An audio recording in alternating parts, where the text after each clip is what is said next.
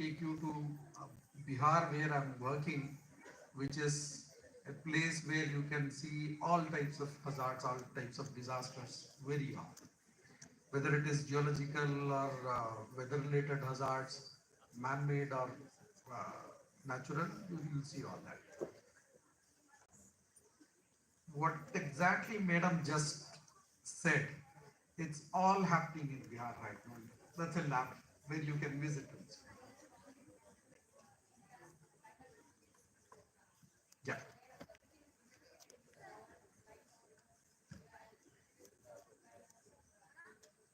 absolutely.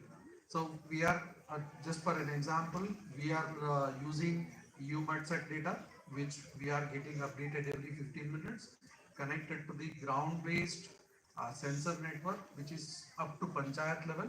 We have uh, automatic rain gauges up to Panchayat and automatic weather station up to every block. And that data comes at every 15 minutes. They are merged, churned through AI and generating not only the forecast, identify the vulnerable areas and generating early warning, taking it to the end users by using various ICT tools. This is happening. But what I would like to caution the users or taking this technology, the burden of technology should rest or lie with the disaster managers, not towards the end users. We should take that burden, exploring the technology power and using it, mobilizing, using all that, and taking the message, only the message in a simple language and frequency to the end user so that they can use and they first of all they should comprehend that information. We should take in that language, and that is what we are trying to do in Bihar. And to some extent, I mean, we are just very recently started, though I have been working in this disaster management for the last 15-20 years. I just went to Bihar 3 years back. When I went there, the first thing I saw is lack of data. There's hardly any data there. So if I have to use AI, I need to have certain good data set that was missing. So we have to generate good data sets so that we can use the technology, build such infrastructure. Gradually, we apply all these latest tools so that we can squeeze that data as much as possible so that we can get meaningful information out of it. I just quickly inform one message what I got from one of the IS officers who was managing the Rajgir Wildlife Sanctuary. As you all know, it is a heat wave season across northern India, more so in Bihar. But this year is unusually cooler. The April and May's temperatures are below normal successively. And that's mainly because of successive thunderstorms happening across the region. So through our bulletin, area specific bulletin also issue, we share with them also, Nalanda Rajgir area. What I quote what he said when I asked, hope you are getting the bulletin and you are using it. He says it's very useful. It helped us a lot in taking precautions for wildlife during the thunderstorms, and we are saving lots of water by shifting irrigation based on air movement. So this is the application what we are trying to take it to the community. From this monsoon season, we want to take this service to the farming sector. Every farmer should be able to experience this. Okay, this forecast or early warning is applicable to me, not in a general sense. इस जिले में बारिश होने वाला है. That's no more information to anyone now. They need for their rooftop, their plot, specific to their crop, whether it is land preparation or the harvesting or post-harvest management. So it's not only saving human lives, even the material or the wildlife, livestock, all that we are trying to cover. So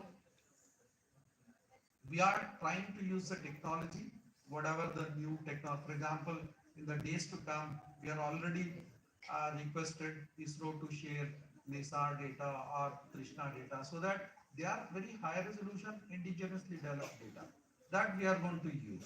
So in the days to come, we will be able to see a tremendous change.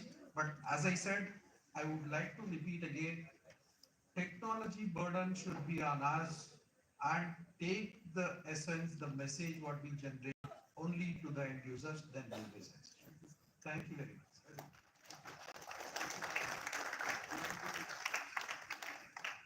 Last speaker, and since we are very close to the time, sir, as quickly as possible, if you can say your comments. We already heard about Samarthan, we know about the trust asset, but some of your experiences of working in those areas, especially special time, if you can share with me.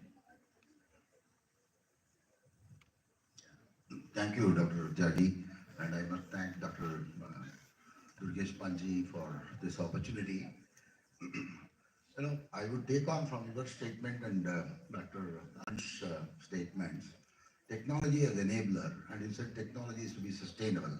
I would add to both that technology should also be inclusive. Inclusive when we mean including all people, including people with disabilities. There are 1.3 billion people with disabilities in the globe, in the world. And in India, more than 23 million people are people with disabilities.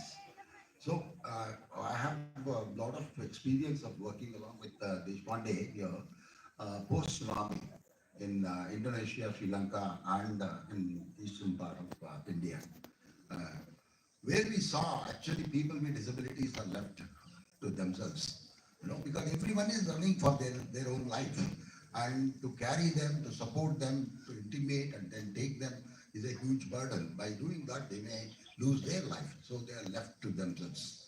So that's a practical thing which I've seen. Second thing, recently we have two things, Pahalgam, post-Pahalgam. The sirens were provided as an early warning system. Deaf people can't hear that. So how the entire community could be sensitized to ensure that they get the message as well. You know, that's the third thing is last week we had a near flood situation in Bangalore with heavy rains, the water gushing into houses. And visually impaired people have put their mobiles charging at their kitchen or somewhere. If they want to go get inside and take that, there may be electrical shock. So the flood alert system. So enabler, that is what exactly Mantesh ji and Samarthanam team has done by starting assistive technology accelerator. So with that, more than 2 lakh children from class 5 to class 10 have been now undergoing STEM education with science lab and tinker lab, where they have been completely, the schools, government schools have been digitized with that, with smart classes as well.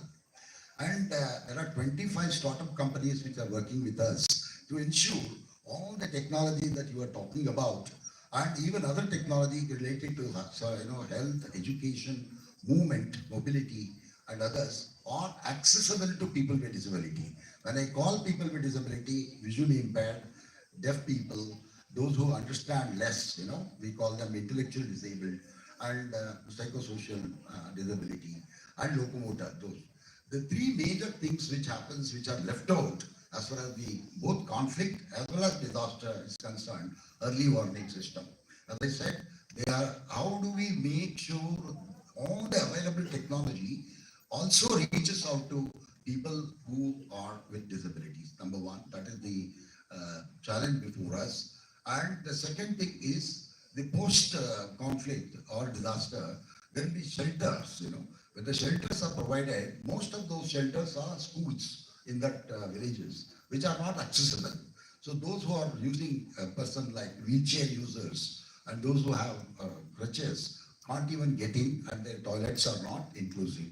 So we have to keep this magnitude and the difficulties faced by people with disability and ensure that all the available technology and the future technologies which are going to enable the entire society includes and ensures every person with disability enjoys and gets the same just as any other. Just to highlight some of the important things that have been done, about 4,500 plus persons with disability are supported with digital and non-digital devices. and pioneered in 25 plus startups which are working with us to ensure that every gadget that you and me are using or the technology that we are using are made accessible to people with disability.